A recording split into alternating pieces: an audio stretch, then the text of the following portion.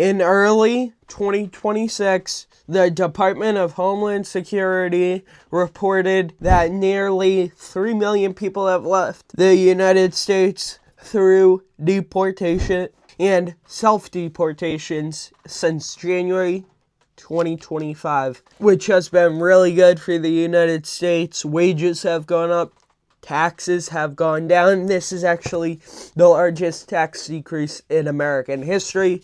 The One Big Beautiful Bill, biggest bill ever passed in our country's history, which passed in July 2025, added $170 billion into law enforcement, including $45 billion specifically for ICE. Thank you, senators and congressmen and women. We have the largest tax decrease in American history, and we have low crime also because of the One Big Beautiful Bill.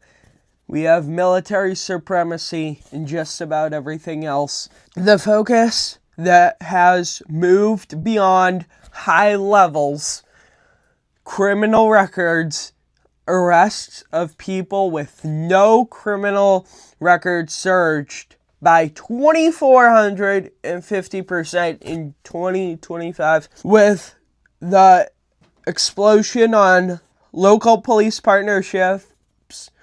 Active agreements jumped from 45 to over 1,400 by February 2026. That is huge news.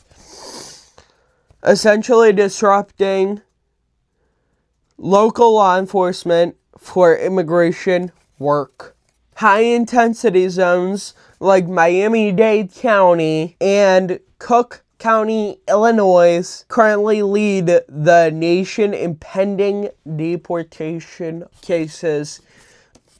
We are getting a bunch of people that should not be in our country here legally, illegally out. And it's really, really good for the United States. 90% of those ICE detention by late 2025 were deported directly from custody, a massive shift from the earlier years when more were released pending hearings. We are getting a bunch of our criminals out that should be in Colombia, Venezuela, Vietnam, South Korea, China, Russia, and every other numerous places that should not be here illegally. Everyone should be deported that did cross our border illegally. The Alien Enemies Act was enacted in 1978. The controversial use of this 1978 law to bypass courts for specific groups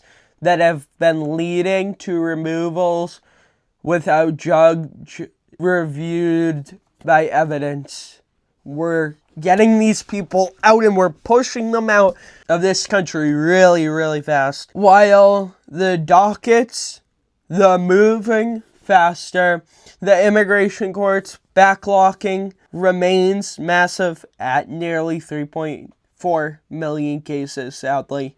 As of late 2025, we need to get those numbers down to at least 955,000. If we can get those numbers down to 950,000, somewhere around there, instead of 3.5 million people as of late 2025. Next, we are going to be talking about human and economics impact. 2025 was the deadliest year on record for ICE. Imagine, the deadliest year on record for ICE since 2001, when our nation was attacked by radical Islam groups on 9/11, sadly. Major job losses are projected in construction and childcare sectors as the labor force shifts. That means that there's not going to be as many illegals working in these forces than American citizens. But that's okay because soon American citizens will step up to the plate and will work. States like Virginia and Maryland have recently moved to terminate their ICE agreements, which is very, very sad if you think about it. Because our country has really gone bad for the last 4 years, and beyond that in Obama and Bush and many other presidents before Donald Trump in 2017 to 2021. But this is something that we need to keep our country safe. That's all we're doing. That's really what we're trying to do too. And many other states have terminated their ICE agreements, and it's really sad to see it. We have people from mental institutions, insane asylums, and the worst people, gang members, being dropped off in buses and being bussed into our country. But we have a lot of bad people. The good news is we're getting them all out. Over 2.5 million people, we got them out last year. Hopefully we'll be able to do a lot more. Hopefully over 6 million at some points by the end of next year. Hopefully by the end of next year we can take over 6 million out. There was a person named Barack Obama. He was named Deporter-in-Chief for his 2 terms for 8 years, imagine.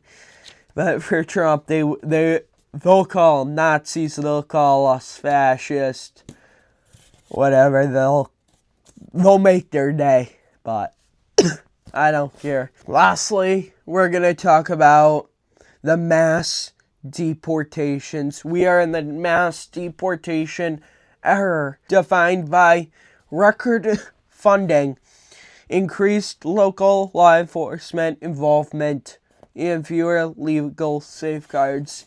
Imagine all what we're trying to do is get rid of all these mental people that came in illegally. Once you cross over the border, you came here illegally. It's that simple. You already terminated one law, and you're gonna get deported, and you don't have a chance of coming back. Remember that. You get deported, you're not coming back.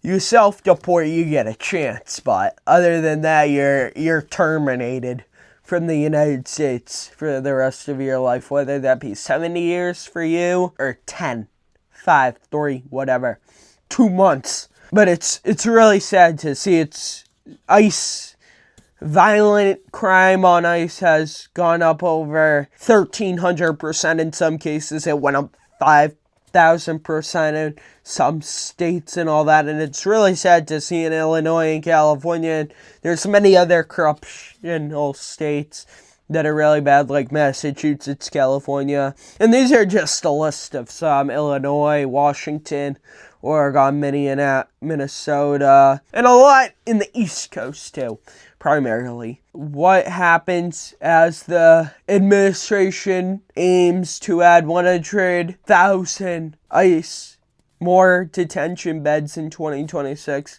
When I become president of the United States, we will have the biggest deportation operation if we ever get all these people back into our country somehow. But we will have the biggest deportation operation in the history of our country. We'll eliminate most taxes that are stupid. I mean, like, some of them are really stupid. We had a great president. His name was William McKinley. He was really good. He was actually known for his tariffs. It was really good. We were actually a rich country. We were actually the number 1 rich country by over 75%. Now we're like the dumbest country, but we're the hottest country anywhere in the world by far. Many people are saying that.